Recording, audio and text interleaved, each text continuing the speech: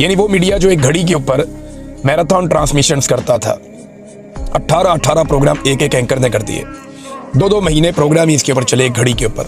तो एक घड़ी के ऊपर जनाब बैठ के वो एक एंकर था, वो तो घड़ी को चूम चूम के जो है वो वीडियोस बना रहा था।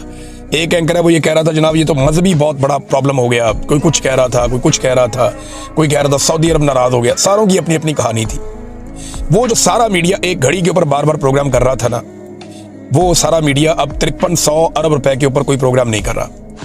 IMF की रिपोर्ट आई है, पाकिस्तानी हुकूमत के आदादोशुमार है कि 5300 अरब रुपया पाकिस्तान में करप्शन की नजर हुआ है और रिकवरी डाली हुई है इन्होंने।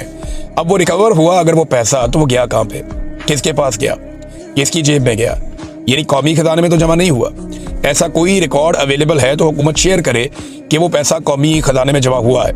अभी तक तो हुकूमत ने ऐसा कोई शेयर नहीं किया। तो एक घड़ी पे मैराथन ट्रांसमिशंस करने वाला मीडिया 5300 अरब की करप्शन के ऊपर बिल्कुल खामोश है, बिल्कुल खामोश है, कोई बात ही नहीं कर रहा।